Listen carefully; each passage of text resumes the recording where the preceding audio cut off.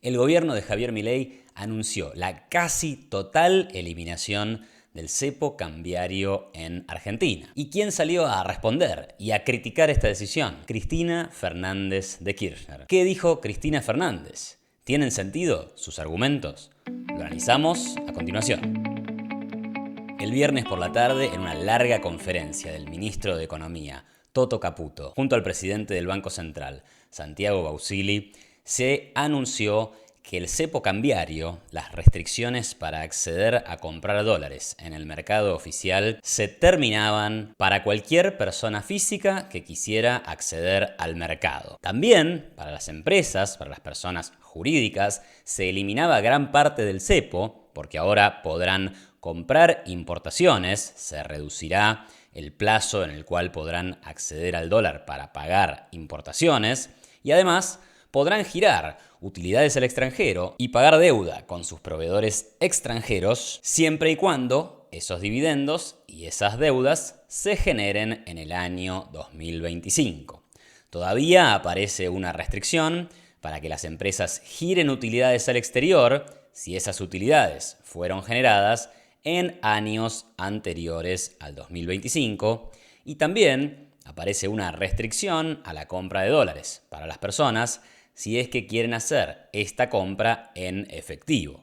Ahí se sigue manteniendo un límite de $100 mensuales. Ahora bien, respecto de la situación anterior, esto representa una enorme liberalización del mercado de cambios y podríamos decir que Argentina prácticamente se iguala al resto de los países de la región, aunque todavía con algunas restricciones, en materia de acceso y compra y venta de divisas. La otra novedad que se anunció es que el sistema cambiario previo, que establecía que había un dólar oficial que iba a subir un 1% por mes, se terminó.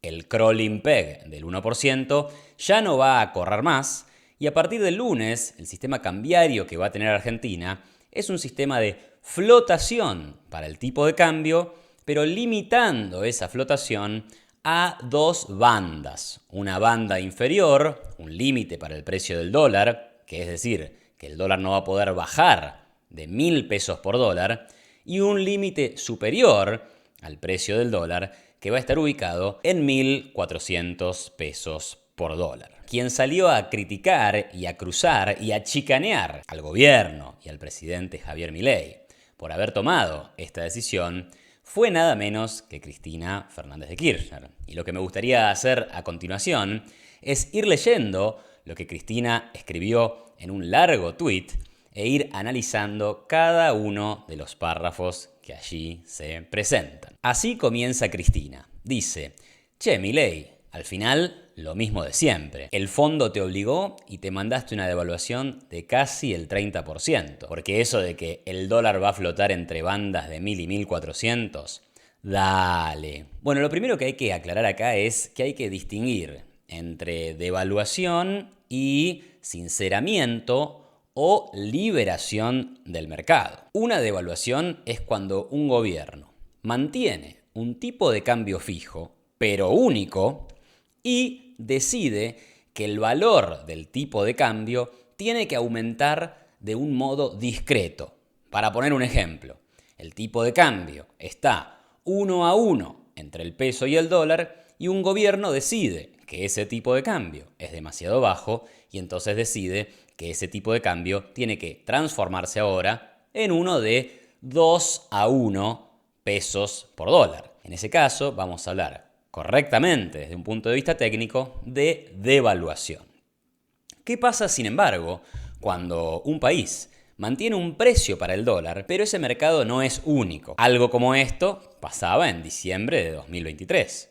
El valor del dólar era doble. Había un mercado oficial donde el dólar costaba alrededor de 300 pesos por dólar y había un mercado paralelo de libre acceso para la gente, el mercado blue, en donde el tipo de cambio estaba alrededor de 1.000 pesos por dólar.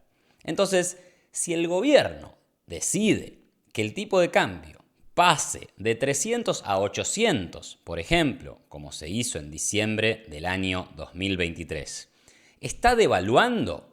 En realidad, no está técnicamente devaluando, porque no estamos en un sistema de un solo tipo de cambio en donde el gobierno decide modificar la paridad, sino que estamos en un sistema de dos tipos de cambio, donde hay un tipo de cambio gubernamental y un tipo de cambio de mercado, y lo que hace el gobierno en esa instancia es sincerar, aunque parcialmente, sincerar el valor del dólar.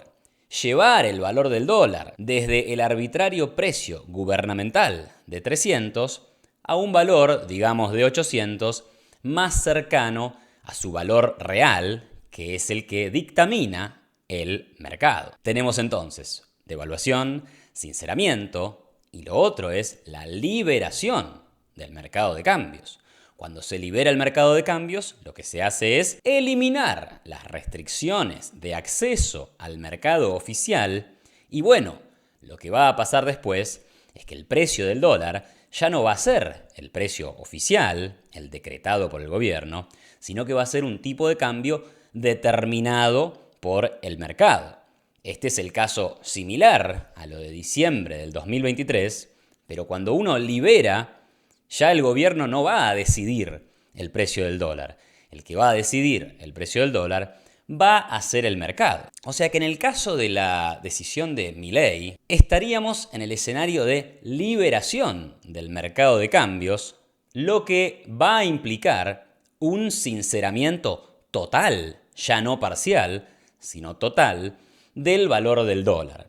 Tal vez podemos decir que no es una liberación completa, porque algunas restricciones todavía se mantienen, como te decía antes, y también porque va a existir una banda. Van a existir dos límites entre los cuales el valor del dólar podrá moverse para arriba y para abajo, pero si llegara a tocar el techo o a tocar el piso, entonces el Banco Central intervendrá obligatoriamente, porque así lo establece la reglamentación, y entonces ahí ya vamos a hablar de un tipo de cambio más bien intervenido o manejado por el Banco Central. Entre esas dos bandas, en el medio, tenés un tipo de cambio libre con un precio de mercado. Un punto adicional es, che Cristina, ponete de acuerdo. Yo hace un tiempo tuiteaba lo siguiente. Lo bueno de tanta crítica por el atraso cambiario es que el día en que el gobierno elimine el cepo, nadie va a poder llorar devaluación.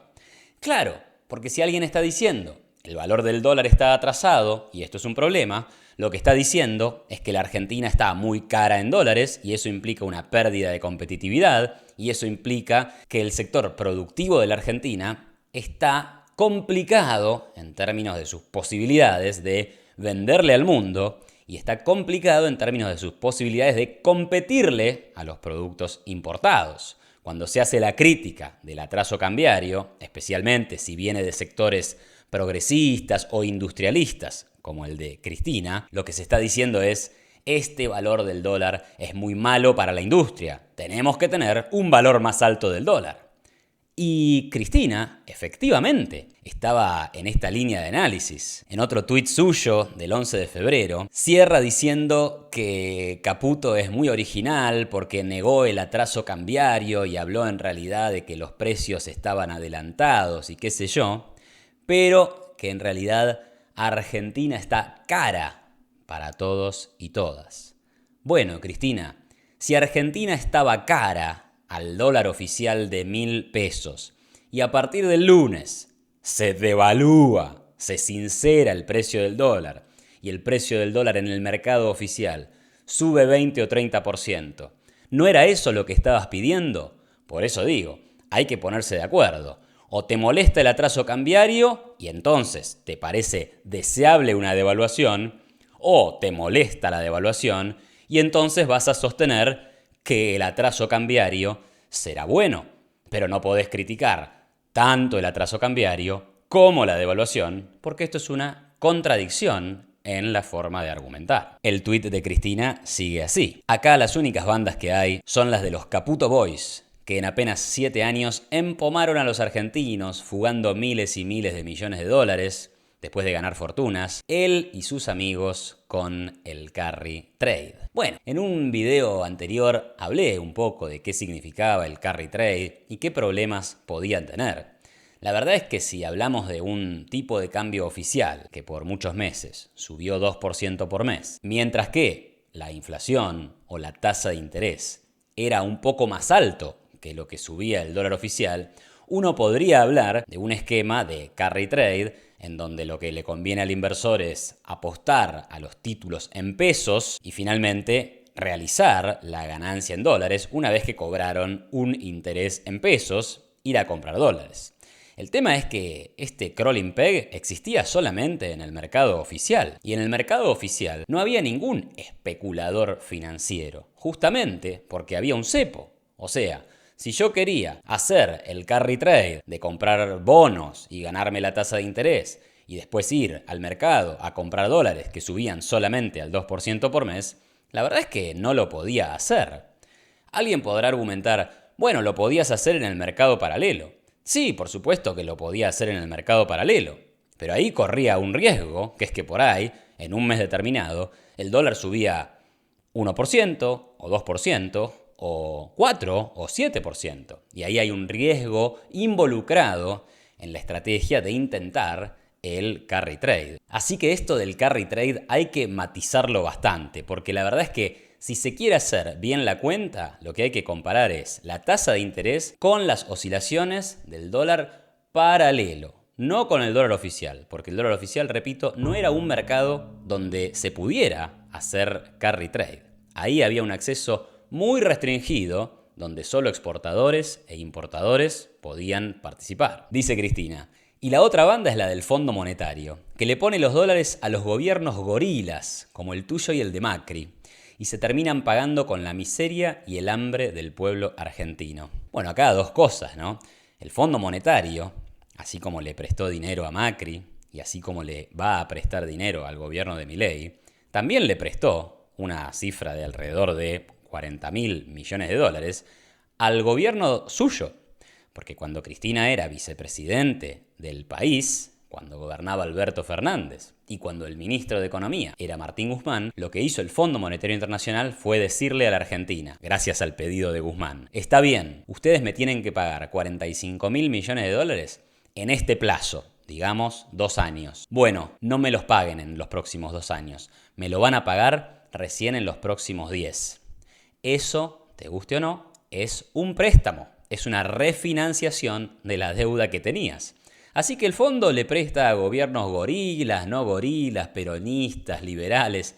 Digamos que no distingue mucho entre partidos políticos. Y por otro lado, si hablas de pagar con la miseria y el hambre del pueblo argentino, la verdad es que lo que se suele estudiar en economía es que los esquemas que terminan en crisis de inflación, crisis de deuda y que por lo tanto generan miseria y hambre, no son los esquemas ortodoxos con superávit fiscal, con un compromiso a pagar las deudas que hace que la tasa a la que te prestan dinero sea muy baja. No.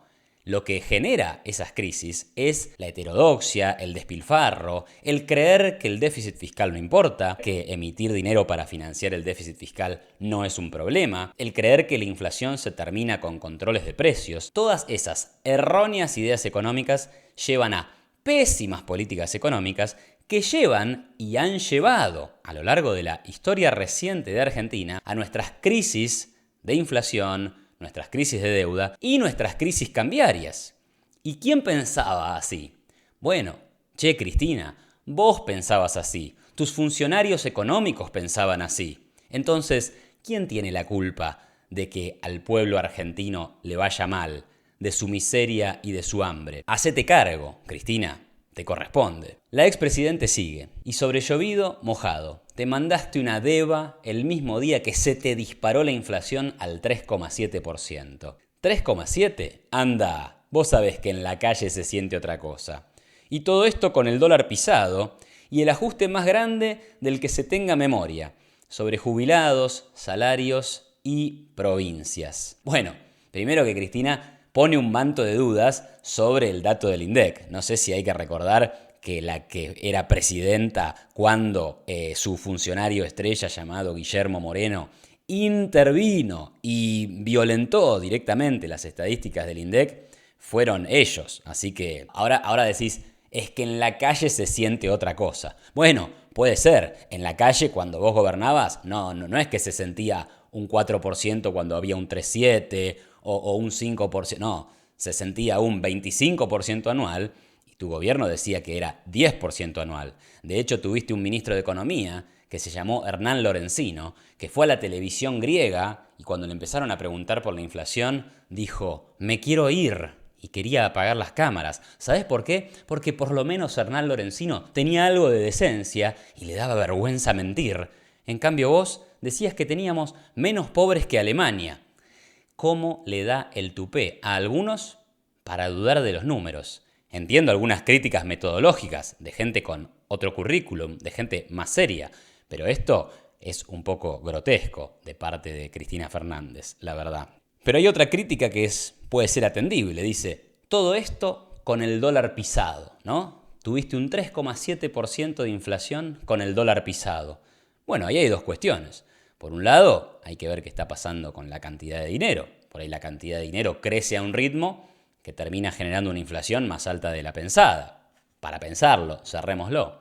Y lo segundo, el tema del dólar, que sabemos que a corto plazo influye en la inflación, por ahí no se puede descartar que el dato de marzo haya sido influido porque como venían cayendo mucho las reservas del Banco Central, los agentes económicos comenzaron a pensar que el esquema cambiario era insostenible y que íbamos a ir a un cambio que implicara un salto del dólar oficial.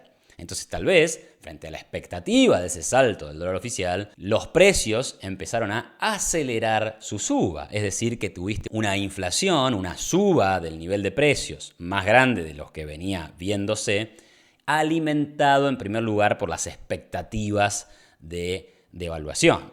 Con lo cual, una cosa está ligada con la otra. Tal vez lo que pasó es que como se esperaba la devaluación, entonces empezó a acelerarse la inflación. Y bueno, como para agregar algo adicional, seguramente, como en abril se va a concretar esa devaluación, aunque hay que hacer la aclaración de que estamos hablando de un sinceramiento, de una liberación del mercado cambiario, eso va a tener efectos de corto plazo en el nivel de precios y probablemente veamos una inflación más alta que en marzo incluso.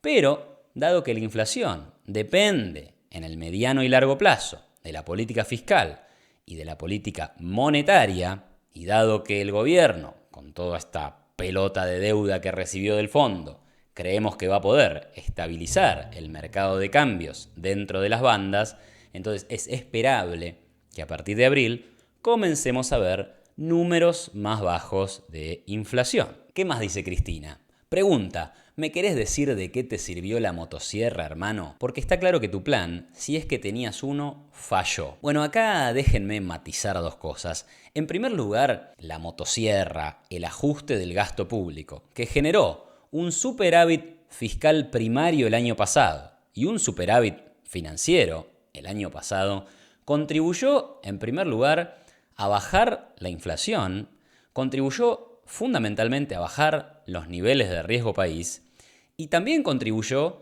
a que el tipo de cambio, y ahora hablo del mercado paralelo, se mantuviera muy estable. Entonces, la macroeconomía, si bien recibió un shock inicial en el primer trimestre de 2024, después mostró una importante recuperación con una caída de la inflación. Así que hasta ahí, que el plan haya fallado, no parece ser una buena descripción de la realidad. Ahora, seguramente sí se pueda decir que el gobierno no consiguió su objetivo de salir del cepo respetando su plan de ir devaluando un 1% por mes y salir del cepo una vez que se concretaran estas tres condiciones, una de las cuales me acuerdo bien, que es que la tasa de inflación tenía que converger al nivel del crawling peg.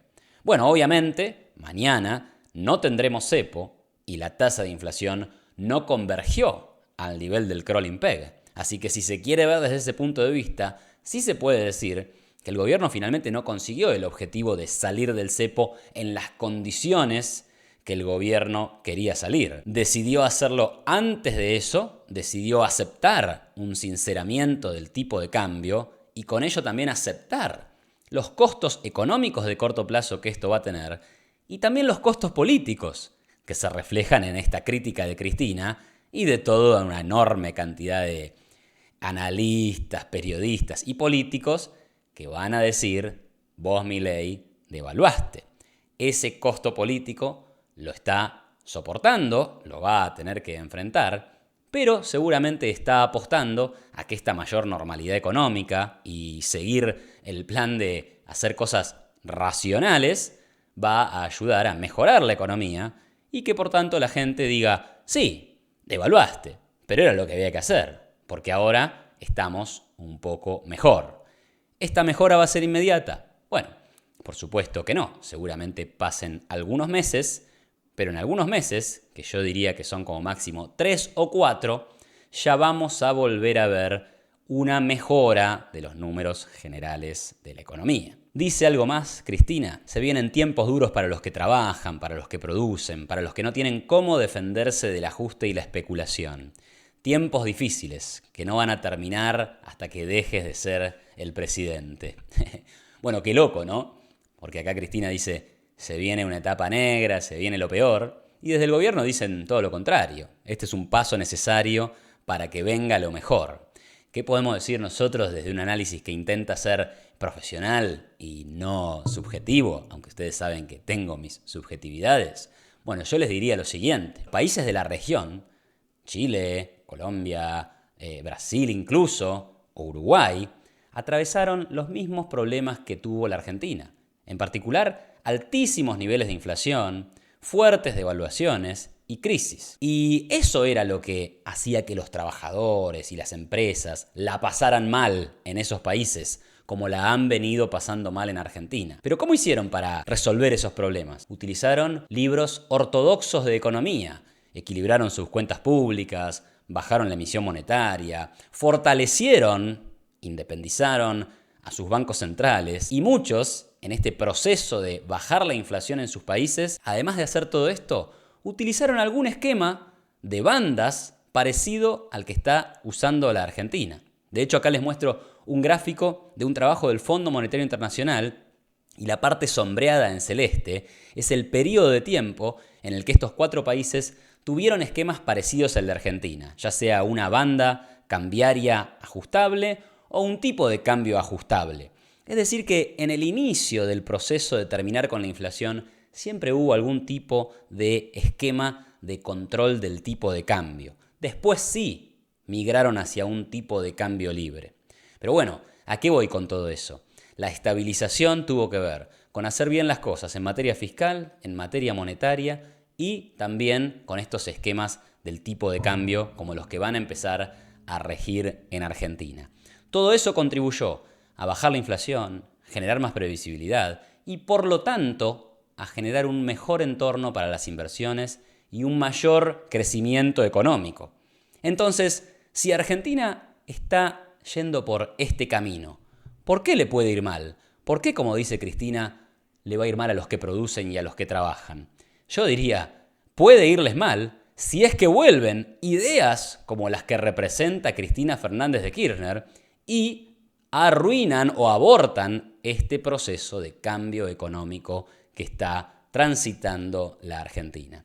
Si eso no pasa y hay un consenso de la población de que este es el camino correcto, déjenme decirles, yo soy optimista con lo que va a venir. ¿Tenés preguntas, dudas, comentarios? No dejes de hacerlas acá abajo en la sección de comentarios. Y si te gustó este video, dale me gusta, suscríbete a mi canal, invítame un cafecito y compartí este video en tus redes sociales. Muchas gracias y nos vemos en la próxima.